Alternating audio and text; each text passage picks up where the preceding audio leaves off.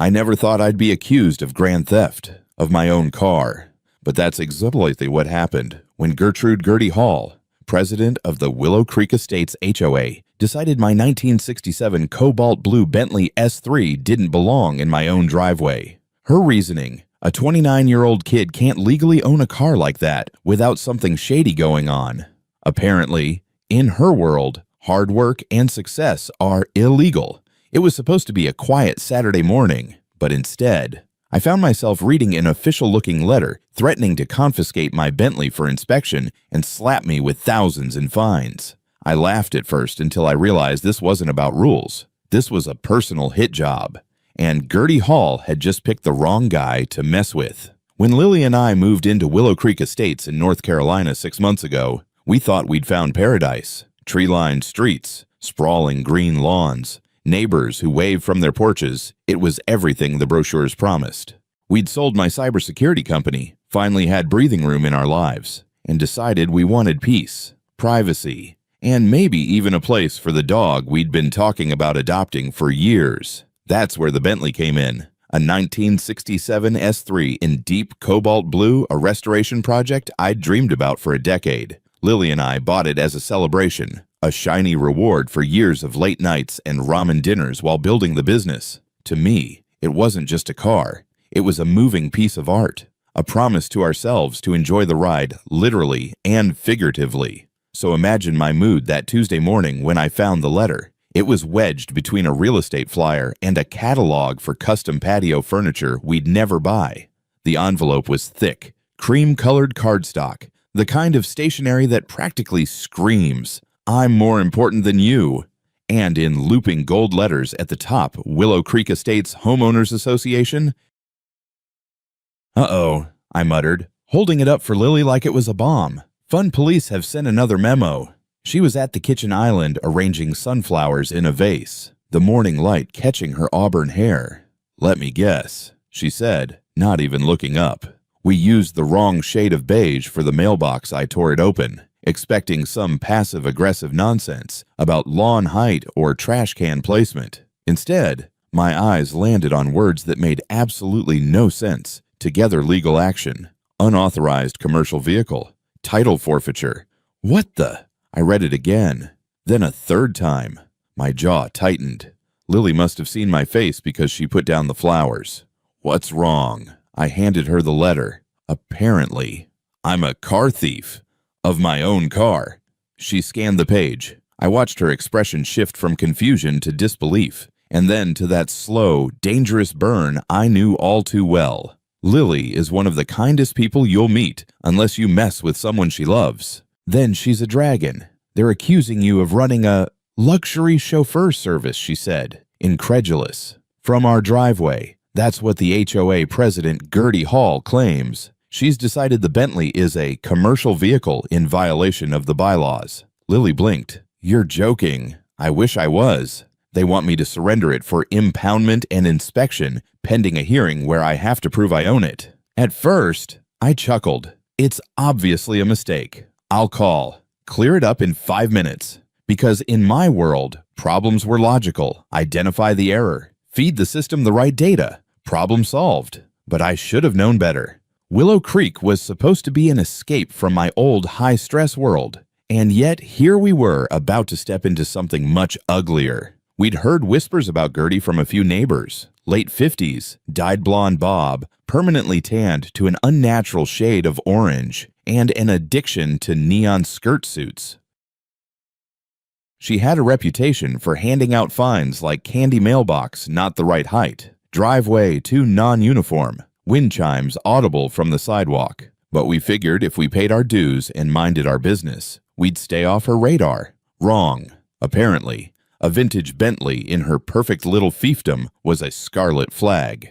I dialed the HOA number. After wrestling with an automated menu designed by someone who hates humanity, I finally got a live voice, a woman who sounded like she was paid by the sigh. I explained the situation, offered to send over my title, bill of sale, registration, insurance heck. I was about to joke about mailing her a DNA sample. Her response: "All disputes must be submitted in writing to the board. Mrs. Hall handles all legal matters personally. You will be notified of your hearing date." Then she hung up. I stared at the phone. That was productive, I muttered. Lily folded her arms. "She's not going to fix this." "Is she?" "Nope. This isn't a glitch. This feels deliberate." The next hour, I dug deeper. I found the HOA's office address on the letterhead, plugged it into Google Maps, and froze. It wasn't an office building. It was a single-story ranch house, Gertie's personal home. "Oh, you've got to be kidding me," I said. "She's running the entire HOA out of her living room." Lily leaned over my shoulder. "That's sketchy." You think I sat back? Processing. This wasn't just bad governance. It was a one-woman empire, and she'd just declared war on me. I still didn't fully understand why. But I did know one thing. The rules of engagement had just changed. And while I don't start fights, I do finish them. CTA here. By the way, since we're about to dive deeper, tell me in the comments where you're watching from and what time it is right now. 2 days later, the letterbox coughed up a new envelope, this time certified mail. And if I thought the first letter was bad, the new one was a financial nuke with my name on it. 2 days after the first letter, the mailman rang the bell and handed me a certified envelope like it was radioactive. I signed for it, took it inside, and sat at the kitchen table while Lily made coffee. "Please tell me it's an apology," she said, setting a mug in front of me. I tore the flap open and pulled out several pages stapled together. "Not exactly," I muttered. The lawsuit was still on, but now it had company. Gertie had tacked on a list of brand new infractions, each more absurd than the last. $6,000 fine for unapproved driveway surfacing. Apparently, the Bentley's tires had left permanent compression marks on my own concrete. $10,000 penalty for excessive noise, which was hilarious considering the Bentley is electric and makes less noise than Lily's hairdryer. And my personal favorite $15,000 citation for operating a home business without a permit, using the so-called commercial vehicle as evidence. The total $31,000 in fines on top of the threat to seize my car. Lily's eyes widened. "She's out of her mind. This isn't about rules anymore," I said, my voice low. "This is a shakedown." I grabbed my phone and dialed Jessica Martin, my attorney. Jessica is sharp, relentless, and allergic to nonsense. I explained everything, reading the fines line by line. When I finished, there was a pause, then a low whistle. Classic abuse of power. She said, "She's banking on you being too intimidated to fight. She thinks you'll just pay to make it go away." She thought wrong. I said, "What's our move?" "We fight it. But it'll take time. These cases can drag on for months. Document everything, every letter, every conversation, and do not engage with her directly. We agreed on a plan. At least, I tried to follow it." But Gertie clearly hadn't gotten the memo about laying low. The very next evening, Lily and I were out on the patio, enjoying a glass of wine, when two men appeared at the edge of our lawn. They wore mismatched black uniforms with the word compliance stitched across their shirts in cheap embroidery. No company logo, no name tags, just crossed arms and mirrored sunglasses. I set my glass down and walked to the edge of the grass. "Can I help you, gentlemen?" One, a thick-necked guy with a shaved head, smirked. "Just observing, making sure all community guidelines are followed." "On my property?" I asked. "We're in the common area," he said, pointing at the narrow strip of grass by the road. "We can stand here as long as we want." And they did for 3 solid hours, silent, staring at our house like vultures. Lily went inside after an hour. I stayed out just to show them I wasn't rattled, but inside, I was seething. When they finally left, Lily looked at me from the kitchen doorway. "This is intimidation." "Yeah," I said, "and it's working on my nerves."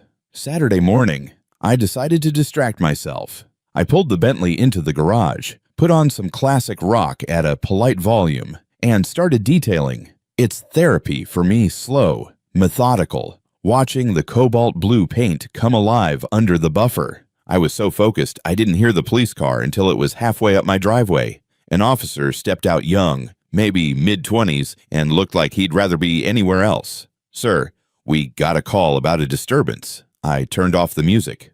"A disturbance." He glanced toward the garage. Caller reported loud engine revving and, maniacal laughter, possibly preparing for a street race. I stared at him. It's an electric car, and the only laughter happening here is at how ridiculous this is. Before he could respond, another officer approached, older, more serious. For officer safety, sir, please turn around and place your hands behind your back. I blinked. You're arresting me for laughing. Cold steel snapped around my wrists. Over my shoulder, I heard it, Gertie's voice, high-pitched and triumphant. See, I told you he stole it. She was standing across the street, phone in hand, live streaming the whole thing to whoever was unfortunate enough to follow her. 2 minutes later, the younger officer came back from running the VIN. Everything checks out. You're free to go. Mr. Cole, sorry for the hassle. I rubbed my wrist as he uncuffed me, my jaw tight.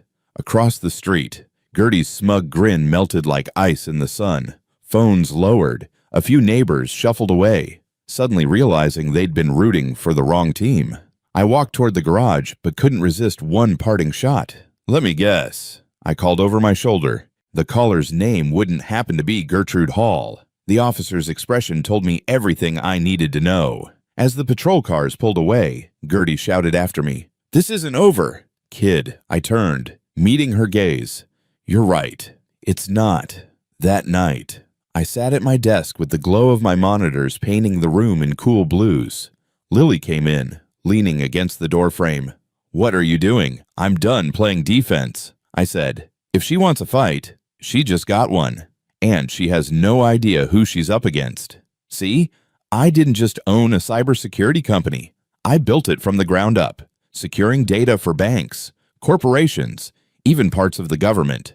My entire career was about finding weaknesses in code, in systems, in people, and exploiting them. And Gertie's HOA empire, I could already see the cracks. The board wasn't returning my calls. The cops clearly weren't eager to get involved in neighbor disputes. That meant one thing: I was on my own. Which was fine because it also meant I got to set the rules. And my rule was simple: I don't start fights, but I finish them. I pulled up my contacts and found the name. I wanted Ryan Mercer, old friend, data analyst, the kind of guy who can find a needle in a haystack without even looking up from his laptop. When I told him the story, he didn't bother with sympathy. He just asked, so, when do we start the next morning? Willow Creek Estates was about to get its first taste of high-tech neighborhood watch, the kind that doesn't just see everything. It records it. The next morning, my quiet suburban home transformed into something out of a spy thriller. Ryan pulled up in a battered gray van that looked like it belonged to a cable repair company from 1998. Inside, it was wall-to-wall tech monitors, servers, cables, and enough coffee cups to fuel a small army. We started with eyes in the sky.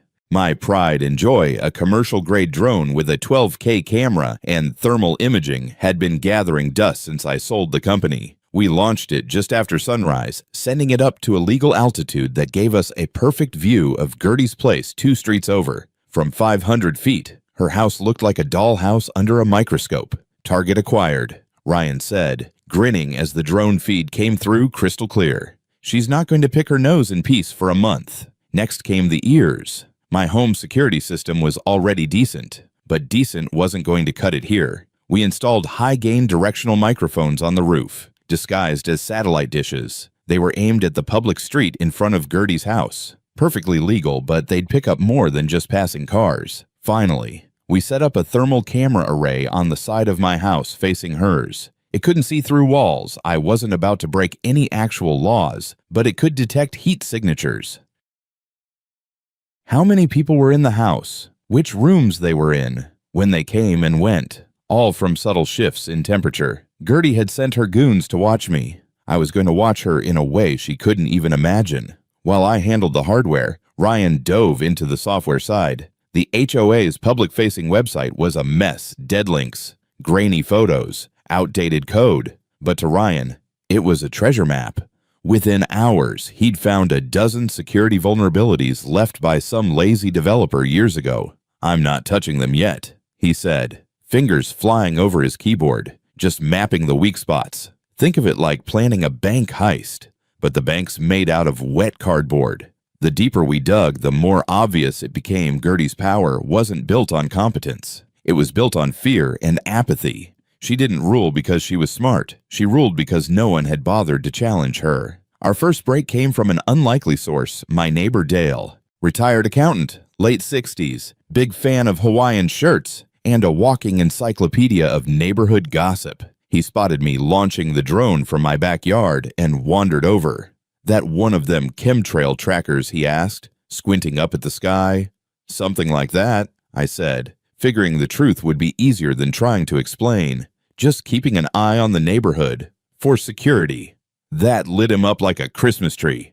"Good. Someone needs to keep an eye on her." He jerked his head toward Gertie's street. "Did you know she fined me $300 last month? Said my wind chimes were auditory pollution."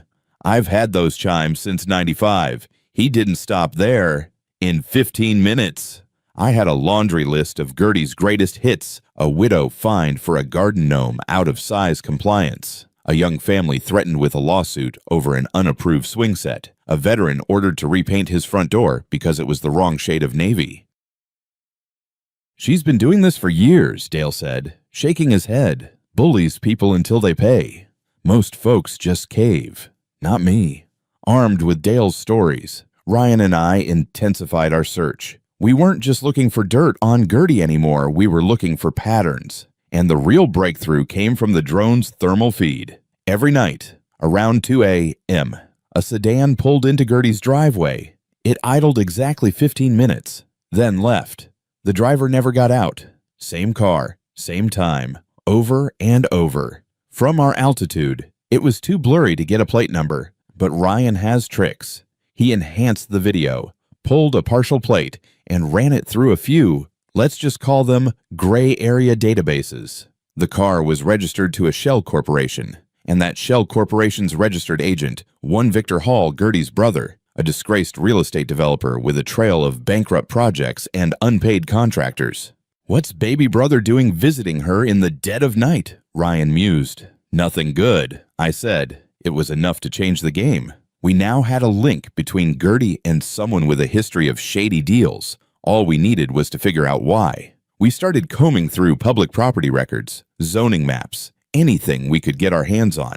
At the same time, Ryan began building a digital blueprint of the HOA's finances. And that's when we found it, the first undeniable crack. Buried in the expense reports were payments to companies that didn't exist, landscaping services billed to a P.O. box in another state, pool maintenance contracts with addresses that led to vacant lots, and the money trail. Every road led back to shell corporations tied to Victor Hall. I sat back in my chair, the weight of it settling in.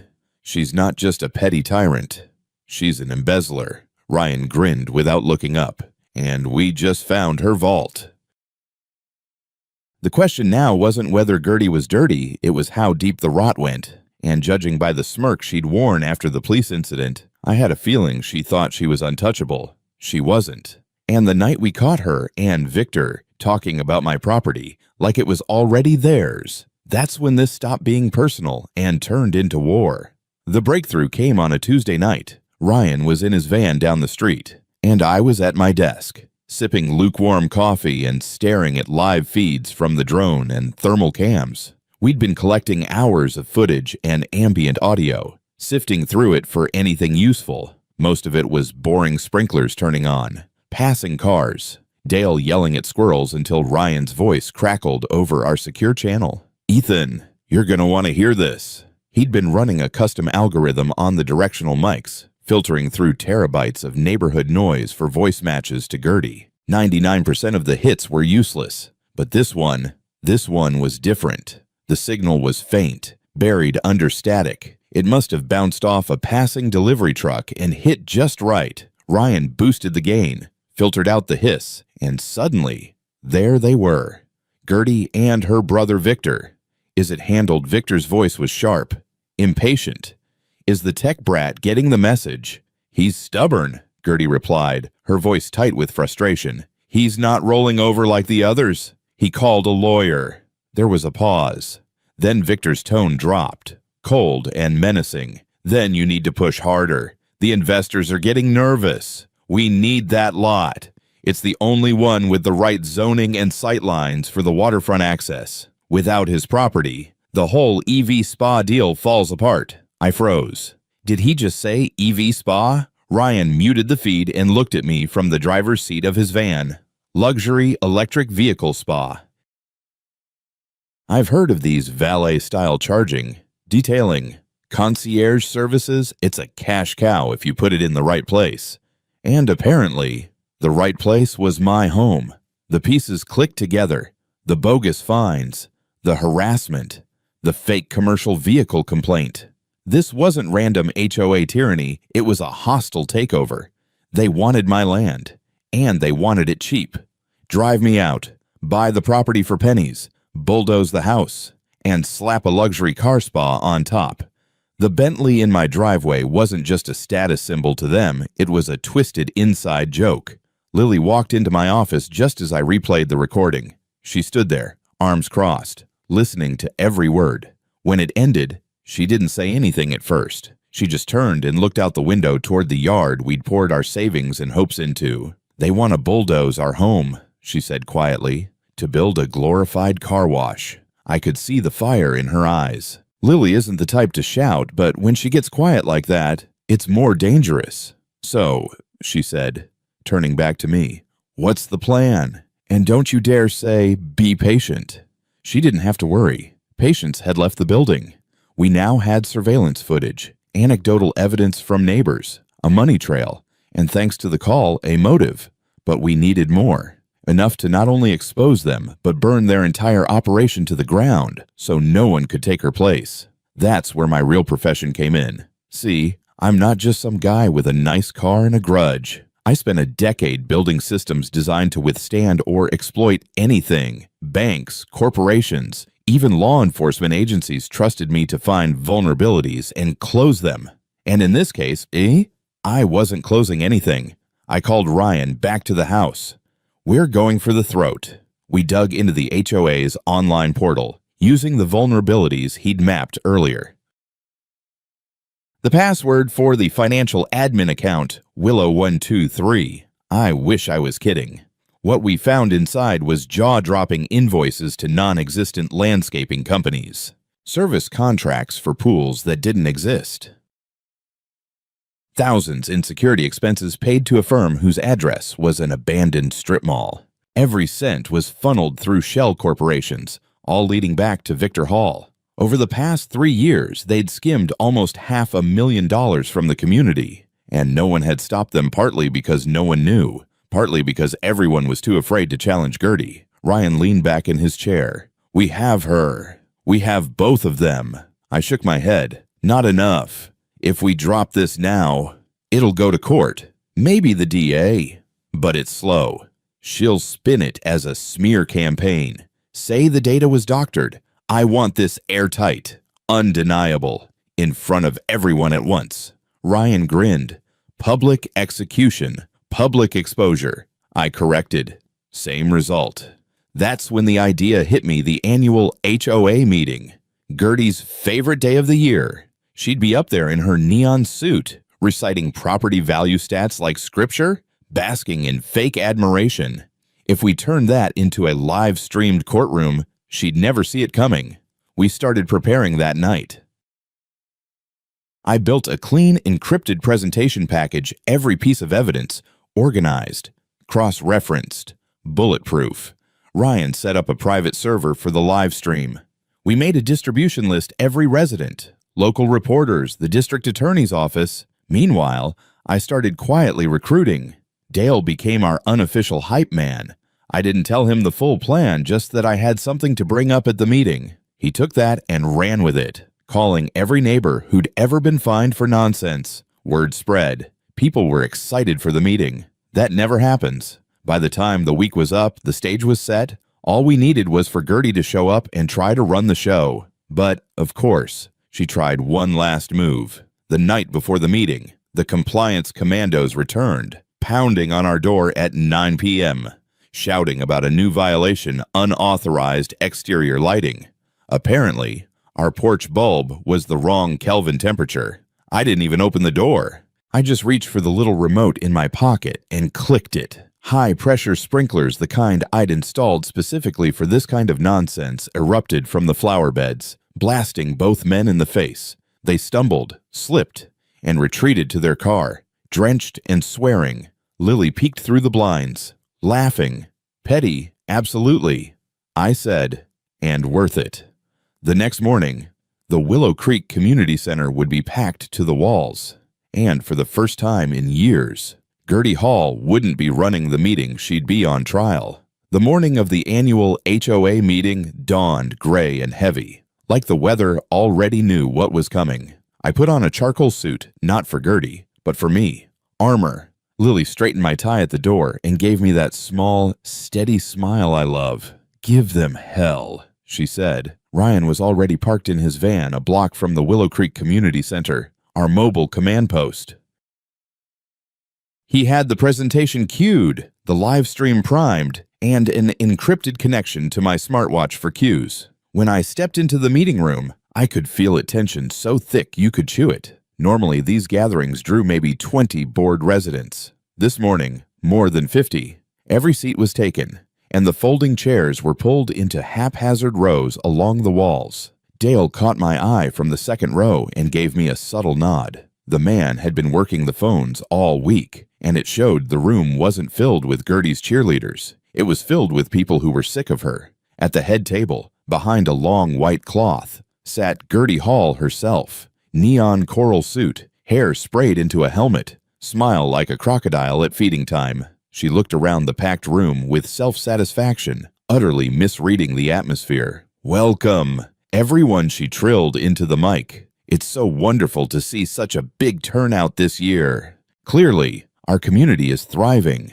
Thriving. Sure, if you measured that in fines collected and morale destroyed." She launched into her usual monologue about rising property values, beautification initiatives, and her personal favorite, the successful enforcement of mailbox color compliance. I let her drone on, because every word dug her hole deeper. Finally, she opened the floor for questions. "Yes, Mr. Cole," she said, pointing at me with a perfectly manicured finger. "I trust you're here to discuss the outstanding liens on your property." I stood, calm and deliberate. "Actually, no. I'm here to give a presentation."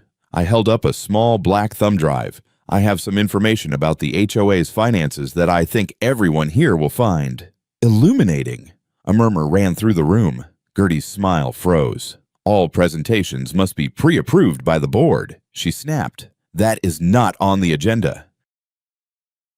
Before I could answer, Dale piped up from the front row. "Then let's amend the agenda." From the back, another voice called, "Yeah, let him talk."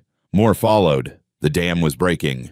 Cornered, Gertie gave a tight little nod. "Fine, but make it quick." I walked to the podium, plugged in the drive, and whispered into my watch, "We're live."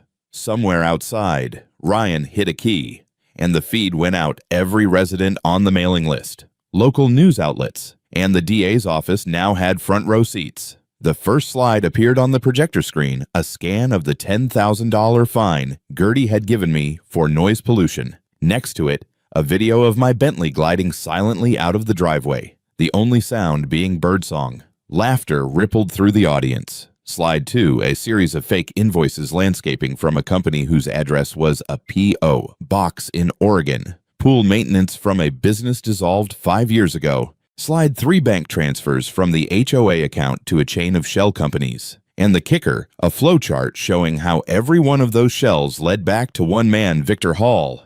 Gasps, whispers, phones came out. People were snapping photos of the screen like it was a rock concert. Gertie's color shifted from coral to pale ivory. But I wasn't done. The drone footage came next, grainy but clear of Victor's sedan pulling into her driveway night after night. The partial plate, the registry showing it belonged to his shell corporation. By now, voices were rising in the crowd. I knew it, someone shouted. "She's been robbing us blind." Another resident stood up, waving a citation in the air. And then came the finale for that act, the phone call. Static filled, but unmistakable. "Victor, we need that lot. Without his property, The whole EV spa deal falls apart. Gertie. He's stubborn, not rolling over like the others. The room erupted. People were on their feet, pointing at Gertie, calling her a thief and a liar. Her compliance commandos at the door exchanged glances, then quietly slipped out. No paycheck was worth facing an angry mob. Gertie's lips moved, but no sound came out. She looked around like a trapped animal. For the first time, I saw it real fear. I could have stopped there. I could have let the crowd take over. But Ryan's voice came through my earpiece. Ethan, we found one more thing. You're gonna want to show it. What he'd found wasn't just another piece of dirt. It was a nuclear bomb aimed directly at my home. And it came stamped with the seal of City Hall. I glanced at my smartwatch. Ryan's message glowed on the tiny screen. Show them now. A single file was attached. The name alone made my stomach tighten. Geotechnical Soil Analysis Report. 124 Willow Lane. My address. I opened it on the projector for the whole room to see. At first glance, it looked official watermark. Formal header, multiple pages of charts, and soil density data. The kind of thing you wouldn't think to question, unless you knew exactly what you were looking at. The final page held the real punch. The substrate on this property is critically unstable due to an undocumented subterranean spring. Recommendation: immediate condemnation and demolition of the existing structure for safety reasons. It was dated 3 weeks from now. The meaning was crystal clear. They weren't just trying to bankrupt me with bogus fines or seize my Bentley. They had already planned the final move, legally erase my home from existence. No court battle, no negotiation, just condemn it, flatten it, and take the land. I zoomed in on the signatures. The first belonged to Dr. Alistair Finch, an actual geologist whose name I recognized from a local news segment years ago. But the co-signature stamped with the official seal of the Willow Creek City Planning Commission belonged to Commissioner Howard Wallace. And that was the real bombshell. Ryan had already connected Wallace to Victor Hall's holding company, the same one funding the luxury EV spa project. Wallace wasn't just a rubber stamp. He was a silent partner in the scheme. A murmur ran through the crowd. People leaned forward in their chairs. Wait, that's a city official. Someone whispered loud enough for half the room to hear. You're saying they're in on it. That's exactly what I'm saying, I replied. This isn't just an HOA gone rogue. This is a coordinated real estate grab. Drive out homeowners, forge reports, condemn the land, and transfer it to projects they profit from. I clicked to the next slide, a zoning map of Willow Creek Estates. My lot was highlighted in bright red. It was the only one with the zoning permissions and sightlines needed for the EV spa. This, I said, letting my voice harden, was their endgame. And if you think they would have stopped with me, you haven't been paying attention. Phones were out again, but this time they weren't recording for entertainment. They were dialing. I could hear snippets. Get me the mayor's office. Yes, district attorney. There's a public meeting happening right now. Channel 5, you're going to want to send a crew. In the back row, I spotted a reporter from Channel 7 phone out, typing like his fingers were on fire. I looked back at Gertie. For a second, I thought she might snap launch into a screaming denial, call me a liar, try to spin it. Instead, she smirked. That tiny, infuriating curl of her lip told me she thought she still had cover, that Wallace's position would shield her. She had no idea that her cover was already crumbling. From my smartwatch, Ryan's voice came through, low and steady. 2 minutes out. As if on cue, the side doors of the community center swung open. 2 police detectives walked in, not the uniformed patrol officers who'd cuffed me weeks ago, but plainclothes pros with the kind of calm, deliberate presence that says we already know the ending to this story. The air in the room changed instantly. Conversations cut off mid-sentence. The only sound was the scuff of their shoes on the linoleum floor. They scanned the room, eyes settling on Gertie. She must have felt it, because she pushed her chair back so fast it tipped over. Then she ran.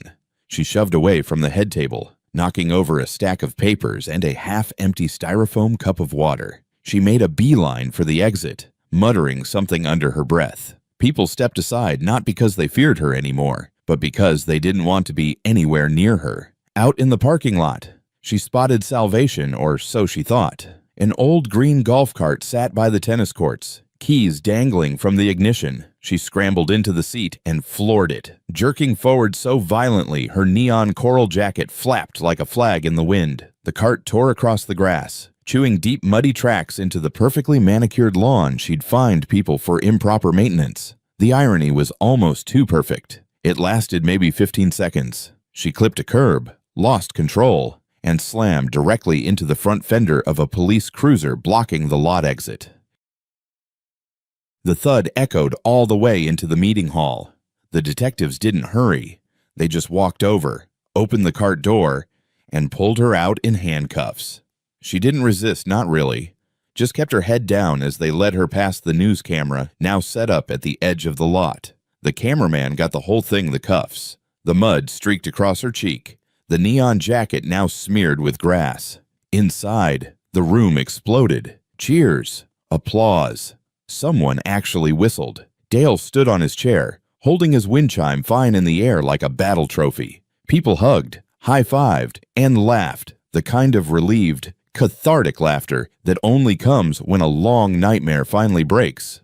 But we weren't done. Not even close. While Gertie was being walked to the cruiser, the HOA board members, her loyal enablers, sat frozen at the head table. It didn't last. Residents swarmed them, shoving papers in their faces, demanding they resign.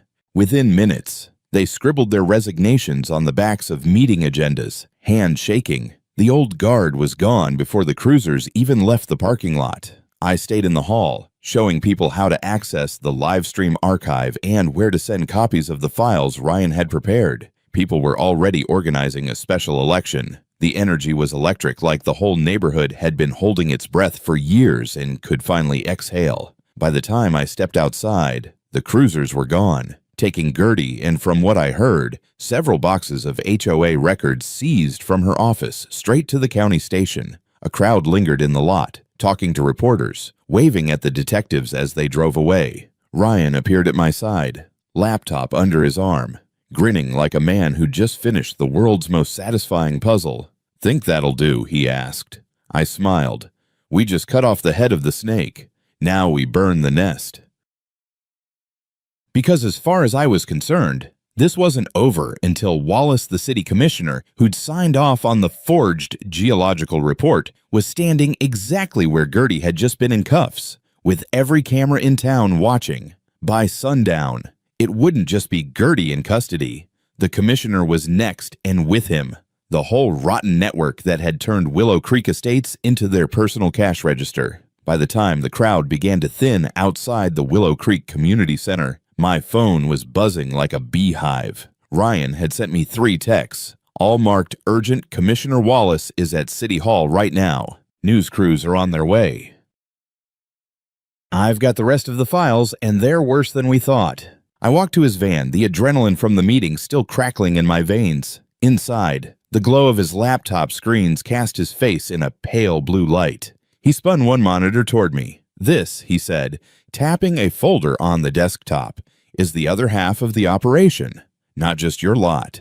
6 other properties in Willow Creek, flagged for potential condemnation, all conveniently bordering the planned EV spa site. And every one of those reports co-signed by Wallace." I skimmed the document, same formatting, same language about unstable substrate, same future-dated recommendations for demolition. Every unsafe lot lined up perfectly with the development footprint in the project's proposal. They weren't building a spa, I said, my voice tight.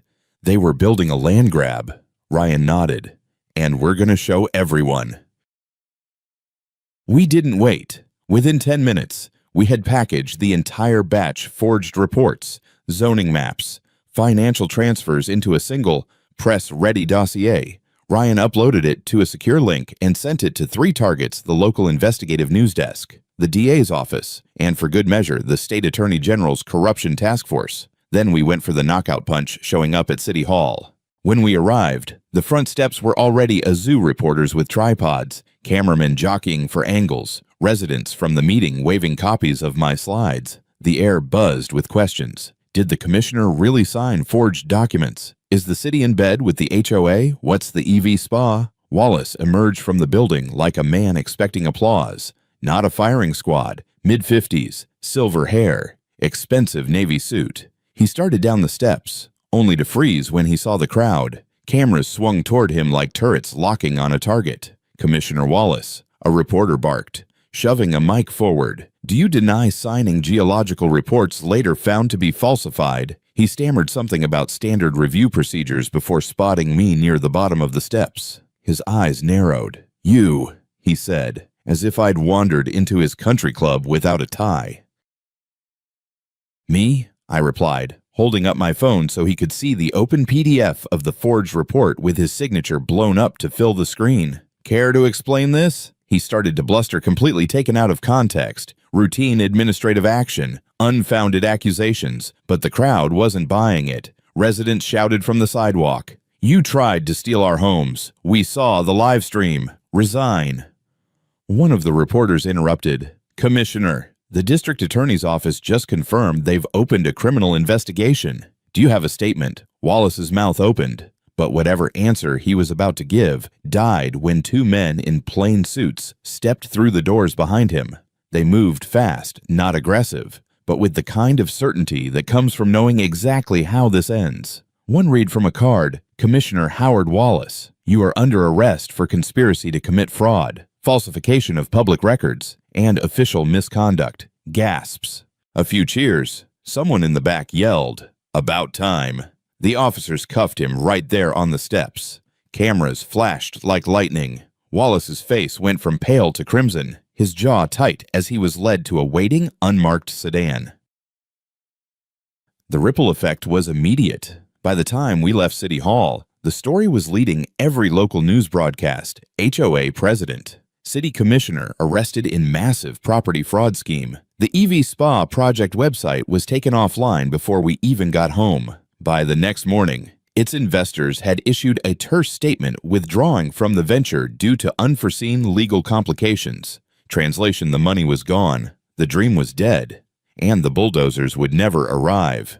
Back in Willow Creek, the transformation was almost overnight. A special election was held within days. Dale, still clutching his infamous wind chime fine, was elected HOA president by a landslide. His first act was to nullify every outstanding fine Gertie had issued in the last 5 years. His second was to hire an independent auditor to trace every dollar that had left the HOA's accounts.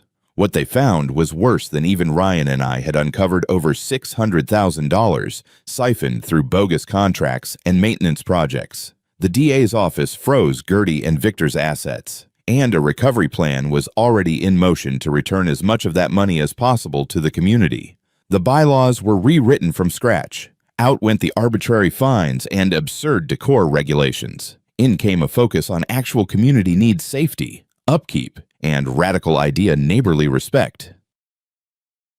One evening, about a week after Wallace's arrest, Lily and I sat on our patio with glasses of wine, the same spot where, just weeks before, we'd been stared down by Gertie's rent-a-thugs. Now, instead of intimidation, there was laughter drifting over from a block party down the street. Kids rode bikes past our driveway. Dale waved as he walked his dog, stopping to chat with a couple planting flowers in their front yard.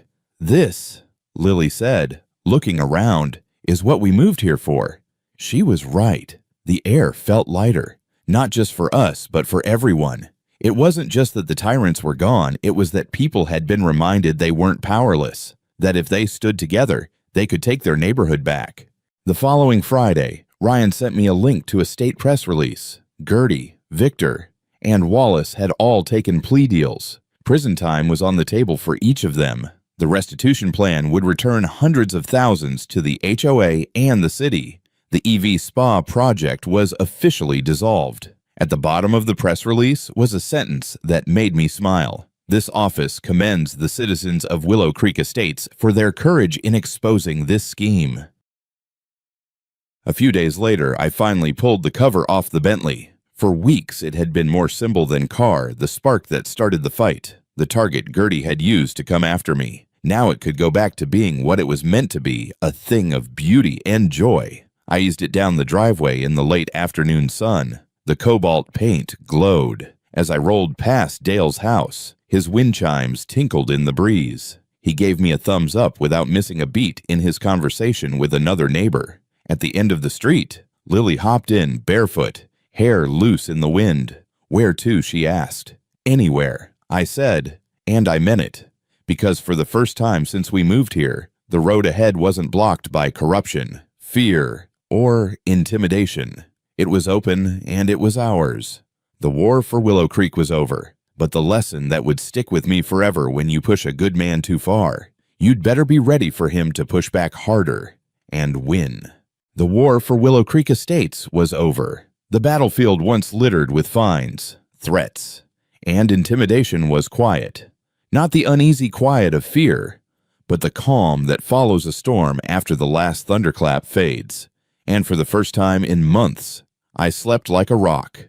The headlines had done their job. Former HOA president, city commissioner sentenced in massive fraud case. Local community turns the table on corruption. Gertie Hall and her brother Victor had each taken plea deals, avoiding the circus of a full trial but guaranteeing prison time. Wallace, the city commissioner who'd signed off on the forged reports, wasn't so lucky. His attorney had tried to fight, but the paper trail Ryan and I provided was so airtight you could have used it as a submarine hull. He'd be trading his tailored suits for an orange jumpsuit soon enough. The EV spa project was gone.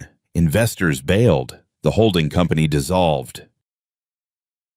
The only thing left on that lot was my home, still standing, still mine, and now protected by more legal safeguards than Fort Knox. The neighborhood, once divided into those who feared Gertie and those who quietly resented her, had become something else entirely: a community. You could see it in the little things. Neighbors who used to avoid eye contact now waved, called out greetings, or stopped to chat. The block parties were back. Porch lights glowed later in the evenings. People lingered outside just to enjoy the company. The new HOA board, led by Dale, wasted no time in proving they were the opposite of Gertie's regime. They voided every absurd fine, refunded what could be refunded, and used recovered funds to start actual improvement projects, repairing sidewalks, planting trees, even setting up a neighborhood watch that was about safety, not surveillance. It was strange seeing Dale in that role. The man who once feared Gertie's petty wrath now chaired meetings with calm confidence. But maybe that was the point. Leadership isn't about intimidation.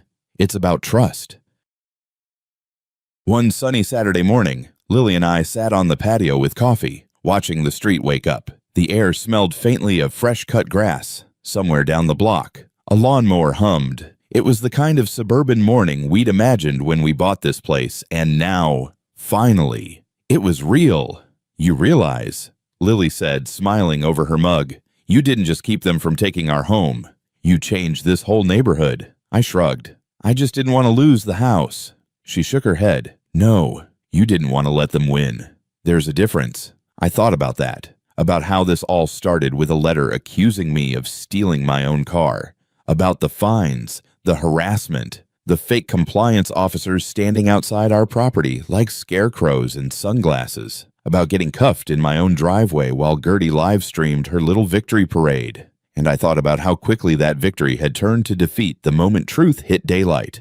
A week later, the HOA held its first official community cookout under the new board. The turnout was bigger than any meeting Gertie had ever hosted. Kids running between tables, grills smoking, laughter carrying down the street. Ryan came by, looking weirdly out of place without his van full of surveillance gear, and handed me a flash drive. "What's this?" I asked. "Everything," he said with a grin. "Every file, every photo, every recording from the whole operation. Figured you might want the full archive. You know, for posterity." I slid it into my pocket. "Or for a memoir." He laughed.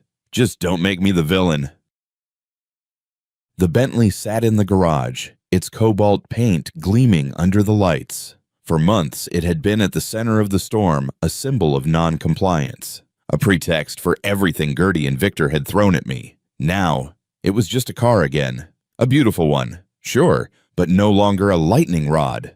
One afternoon, I pulled the cover off and just stood there for a minute, running my hand along the smooth curve of the fender. Lily appeared in the doorway, sunglasses on, keys in hand. "Drive," she asked. We slid into the seats, the leather cool against the summer heat. The Bentley purred, or rather, hummed to life. As we rolled down the street, Dale's wind chimes tinkled in the breeze. He waved as we passed. Still the unlikely hero of Willow Creek. At the edge of the neighborhood, Lily turned to me. "Where to anywhere," I said, and meant it, because that's what freedom feels like, the road ahead open. No threats lurking at the next corner. In the weeks that followed, I got more than a few calls from reporters wanting to tell my side for some true crime segment or feature article. I turned them all down. Not because I didn't want the story told, but because it wasn't my story anymore. It belonged to the entire community. Dale gave the interviews instead, holding up his wind chime fine for the cameras like a badge of honor. As for me, I went back to what I'd wanted all along: peace, quiet, and the life Lily and I had come here to build. We talked about getting that dog. We planted a small vegetable garden. I even joined Dale's Saturday morning coffee group, where HOA talk had been replaced with birdwatching updates and mild debates over barbecue recipes. Every so often, I think back to the moment in my office when I told Lily, "I'm done playing defense." That was the turning point, the moment I decided this wasn't just about keeping my house. It was about keeping control over what kind of person I was going to be when someone tried to take it from me. Because here's the truth, you don't have to be a soldier to fight a war. You don't need an army to win one. Sometimes all you need is the will to stand your ground, the right tools to uncover the truth, and the nerve to throw that truth into the sunlight where everyone can see it. Justice doesn't always come stamped by a judge or handed down in a courtroom. Sometimes it comes through a shaky live stream from a folding chair in a community center. Sometimes it comes when your neighbors, tired of being afraid, decide to stand up and shout in unison, "Enough." The biggest lesson: when you push a good man too far, he will push back with everything he's got. And if that man happens to know how to take apart your entire operation one line of code at a time, well, your best move is to never start in the first place. Willow Creek Estates is quiet now. Not the fake quiet that comes from fear of breaking arbitrary rules, but the real quiet that comes when people feel safe. And every time I roll the Bentley out of the garage, I'm reminded of what it cost to get here and why it was worth every second. So tell me, if someone tried to take your home with lies, intimidation, and corruption, how far would you go to stop them? Drop your answer in the comments. And if you enjoyed this story, hit that subscribe button, because the best way to make sure the bad guys lose is to keep the truth alive. In the end, this fight was never just about a car, or a driveway, or even a house. It was about refusing to let intimidation and corruption decide the course of your life. I learned that when you stand your ground, even against people who seem untouchable, you give others permission to stand with you. Neighbors who had been silent for years found their voices. And together we proved that a community's strength isn't in its rules, but in its unity. Justice doesn't always wear a robe or carry a gavel sometimes. It looks like ordinary people who decide they've had enough. If you take anything from my story, let it be this: your home, your family, and your peace are worth defending, no matter the odds. Now I want to hear from you. What's the moment you decided to push back and fight for what's yours? Share it in the comments, because your voice might be the one that inspires someone else to take a stand. And if you believe stories like this deserve to be told, subscribe now. Together, we'll make sure the truth is louder than the lies.